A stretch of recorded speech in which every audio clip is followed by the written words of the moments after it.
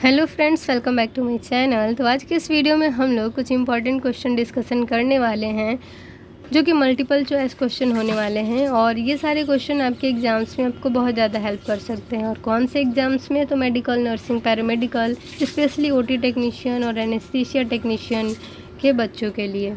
तो चलिए, पहला क्वेश्चन है हमारा, sterilized packs are most likely to become contaminated after how much duration. यानी कितने समय बाद जो स्टेलाइज्ड पैक होते हैं वो कंटामिनेट हो जाते हैं। ठीक है, तो पहला ऑप्शन है हमारा आफ्टर 30 डेज, दूसरा ऑप्शन है हमारा आफ्टर 60 डेज, तीसरा ऑप्शन है with in the first hour of sterilisation, चौथा ऑप्शन है with in the first day of sterilisation. तो जो स्टेलाइज्ड पैक होते हैं वो कितने ड्यूरेशन में कंटामिनेट होते हैं? तो सी ऑप्शन इस क्वेश्चन का राइट आंसर है, with in the first hour of sterilisation. Second question है हमारा, विच of the following is the ideal time for the removal of scalp suture. यानी स्कैल्प सूचर को रिमूव करने के लिए आइडियल टाइमिंग कितना होता है, कितने समय बाद सिर में लगे सूचर को रिमूव करा जा सकता है? पहला ऑप्शन है 3 डेज़, दूसरा ऑप्शन है 5 डेज़, तीसरा ऑप्शन है 7 डेज़ और चौथा ऑप्शन है 10 डेज़। यानी 10 दिन बाद जो है आप स्कैल्प सूचर को रिमूव कर सकते हैं। तो आइडियल टाइमिंग कितना है? तो अब हमारा नेक्स्ट क्वेश्चन है, which of the following is a delayed absorbable synthetic suture material. यानी कि 4 ऑप्शन दिए गए हैं और उसमें बताना है कि delayed absorbable synthetic suture material कौन सा है। ठीक है, तो पहला ऑप्शन जो है वो है क्रोमिक कैटगट, दूसरा वाइक्रिल, तीसरा सिल्क और चौथा है नाइलॉन।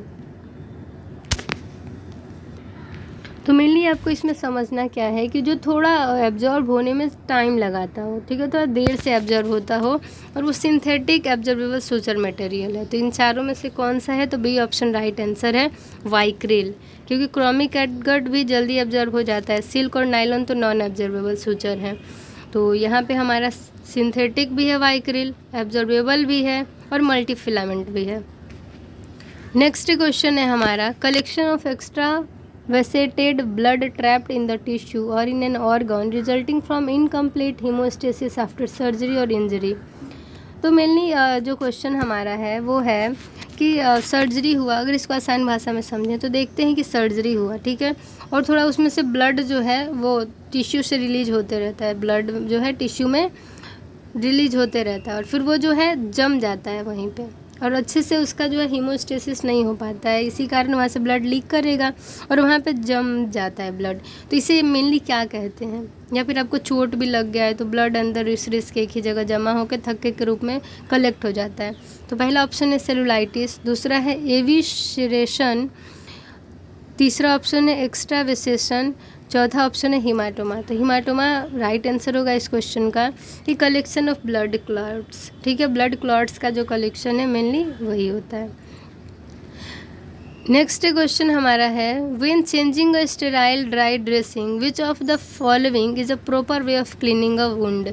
यानी कि अब जब आप स्टेराइल ड्रेसिंग कर रहे हैं, वो भी ड्राई ड्रेसिंग, ठीक है, बिना किसी सॉल्यूशन के, तो आपको जो है घाव को साफ़ करने के लिए क्या प्रॉपर वे अपनाना चाहिए, क्या तरीका अपनाना चाहिए?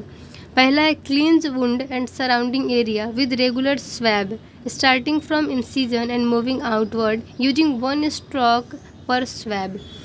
नेक्स्ट है cleanse wound and surrounding area with antiseptic swab starting from incision and moving outward using 1 stroke per swab. Third option है cleanse wound and surrounding area with alcohol starting from incision and moving outward. Fourth option है cleanse wound and surrounding area with antiseptic swab starting from the edge of the wound towards the incision.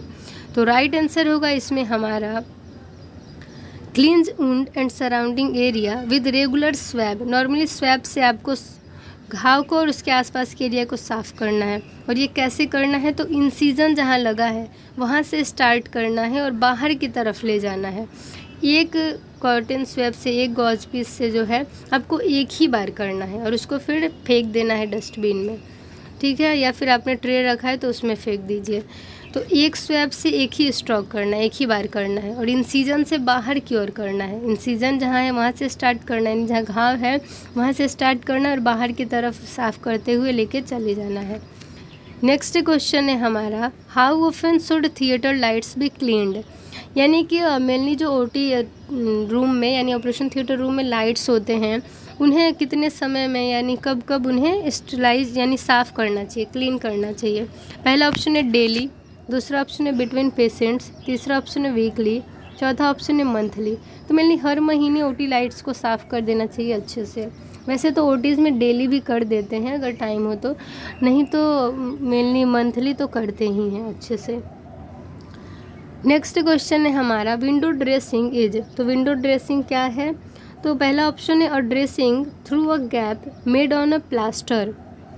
दूसरा option है interval dressing for Burns wound, यानी burn patient का जो wound होता है उसमें interval dressing जो करते हैं वो।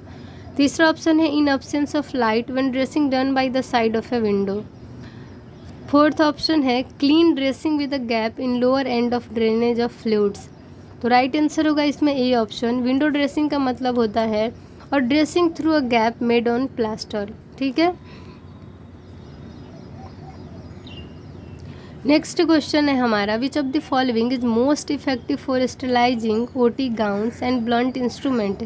यानी कि सबसे अच्छा तरीका बताना है, इफ़ेक्टिव तरीका बताना है ओटी गाउन्स को और ब्लंट इंस्ट्रूमेंट को स्टरलाइज करने के लिए। पहला ऑप्शन है क्लोरीन, दूसरा है इथिलीन ऑक्साइड, तीसरा है ऑटोक्लेव और चौथा है ग्लूटरल्डिहाइड। राइट आंसर होगा इस क्वेश्चन का सी ऑप्शन ऑटोक्लेव। ऑटोक्लेव में 121 डिग्री टेम्परेचर पे 15 पाउंड्स PSI प्रेशर पे स्टरलाइजेशन करा जाता है। इसका होल्डिंग टाइम 45 मिनट्स होता है और स्टरलाइजिंग टाइम जो है वो 15 to 20 मिनट्स होता है। तो ये बेसिक आपको याद रखना है और स्टीम अंडर प्रेशर पे ये वर्क करता है, प्रिंसिपल है इसका ऑटोक्लेव का। नेक्स्ट क्वेश्चन है हमारा, विच of the following is not true about surgical needles. Surgical needles के लिए कौन सा स्टेटमेंट सही नहीं है? पहला है blunt needle and sharp needles, दूसरा है राउंड बॉडीज एंड कटिंग, तीसरा है रिवर्स कटिंग, चौथा है मेटेलिक और सिंथेटिक। तो यहाँ पे देखिए सर्जिकल नीडल के लिए जो चौथा ऑप्शन है वो सही स्टेटमेंट नहीं है, मेटेलिक और सिंथेटिक जो यहाँ पे है। नेक्स्ट क्वेश्चन हमारा है, wound healing is worst at. Wound healing जो है वो मतलब कहें तो किस पार्ट का सबसे बेकार होता है, सही से नहीं हो पाता है? पहला है नेक, दूसरा है आईलिड और तीसरा है हमारा लिप्स और चौथा है स्टर्नम। तो राइट आंसर होगा इसमें डी ऑप्शन यानी स्टर्नम। स्टर्नम का वुंड हीलिंग जो है सबसे बेकार होता है, जल्दी होता नहीं है। तो इस तरीके से इस वीडियो को यहीं पे एंड करते हैं। Thank you for watching my video. Channel पे नए हैं तो चैनल को अभी ही सब्सक्राइब कर लीजिए, बेल आइकन को प्रेस कर लीजिए ताकि आपको सारी लेटेस्ट वीडियो की अपडेट्स मिलती रहें। मिलते हैं नेक्स्ट वीडियो में नए नए क्वेश्चंस के साथ, और कमेंट करना और फीडबैक देना ना भूलिए। Thank you for watching my video. Bye, take care.